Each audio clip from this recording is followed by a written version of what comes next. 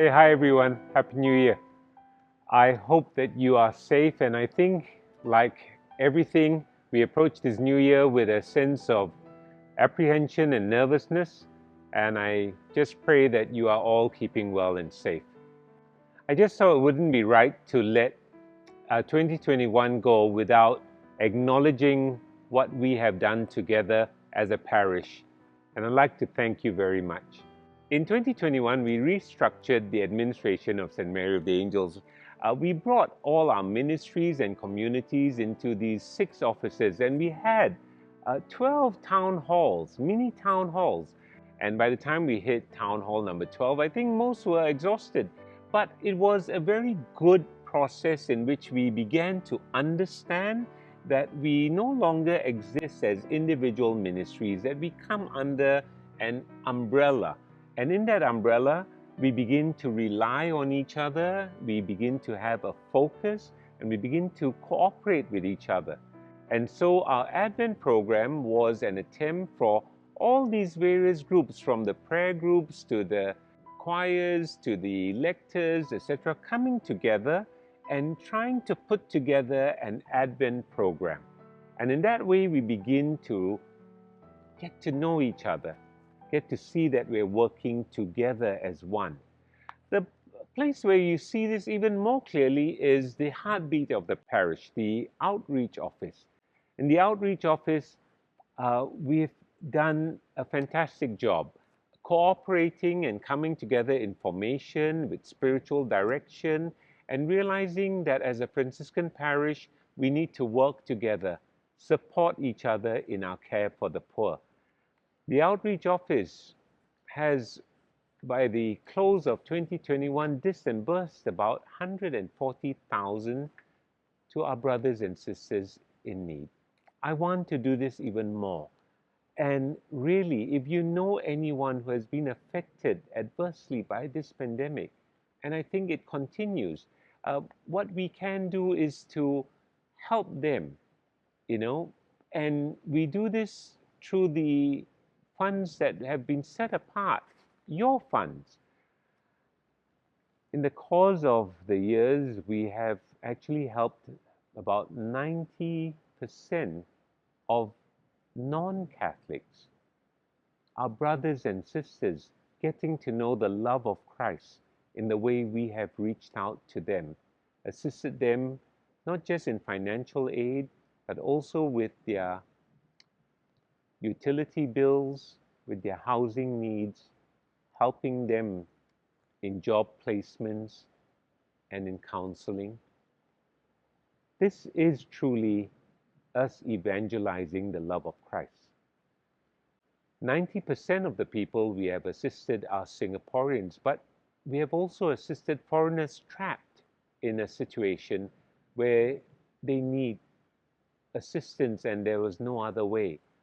Isn't that a wonderful way in which now our St. Vincent de Paul has expanded its Friends in Need? We have had a bigger budget for the milk and diaper program for single parents and mothers caring for children when unfortunate things have happened in their family. And our cooperation with Friar and with Caritas has been a wonderful collaboration. And we come together with spiritual formation given by the friars, by external agencies, and we all unite with a common purpose for the heartbeat of the parish. I hope that we will be able to get these offices going and us coming together. I'd like to say a big thank you to the catechists and to all those involved in faith and evangelization. It's been unbelievably a challenge to impart faith through these resources. But with Little Rock, we've had, I think, even more people attending these causes on Jesus, and the next one on Peter. We've had the children's liturgy and the catechist of the Good Shepherd really keeping every family, every kid alive and trying to grow in faith in their families at home, but uniting. I've given messages to them. It's not the same as having the kids run around in person, but we're doing our best. I'm really concerned, and I'd like to say thank you to every catechist for our catechism classes. It's challenging enough in school, but to have faith imparted this way through Zoom is not ideal. I've shared with them at their day of recollection that catechism has to move to an experience and to an experience of the care of the catechist, like the Good Shepherd, for the individual child. For this to happen, we must move from ministry to community. And I think that applies for all of us. The place where this is so clear is with our safety ambassadors. They're not really safety ambassadors, aren't they? We have them because we need to comply with the requirements to keep our masses going. And St. Mary's has unbelievable 3 masses every day, about 10 to 11 masses in the weekends. And with the Indonesian Mass starting, with the German Mass over here, with the Sinhala Mass over here, these safety ambassadors deserve a medal. Every Mass requires an army of about 10 or 12 people. Sometimes they are abused, sometimes they get told off, but they are trying to ensure that we can be open. And now they have become communities. And I think they have really become hospitality ministers. They are beginning to grow. And if you are part and want to do something with the Mass that you attend, then get involved with them. Let us then not exhaust everyone. Because the trouble with St. Mary's, I find, is that we have the same people serving, and they have been serving for years. We need new people. We need young people. Young people to handle the projections, the digital content, the websites, to do this recording. We need young people to now step up. It's wonderful that our youth office is linking with our outreach office. But what about you? For a parish like this, it is my hope that in 2022, we will have a way of coming together, renewing our ministries, and inviting new people into our ministries. That's my aim.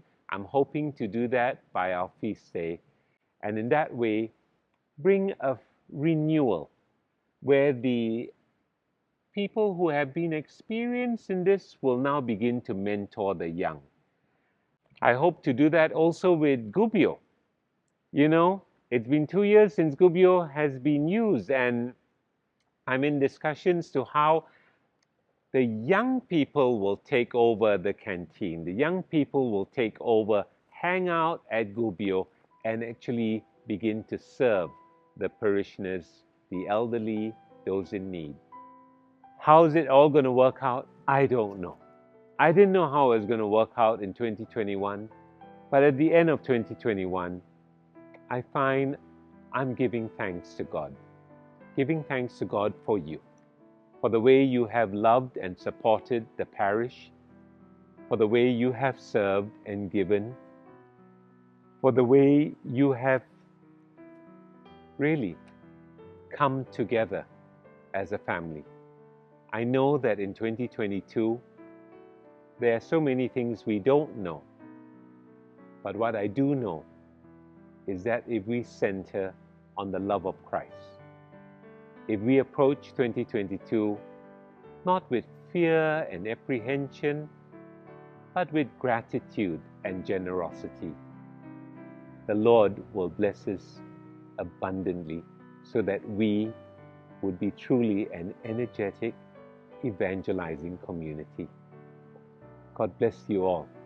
Keep safe, look after yourself, and more importantly, look after neighbor. And I'm sure God will look after us. Happy New Year, everyone.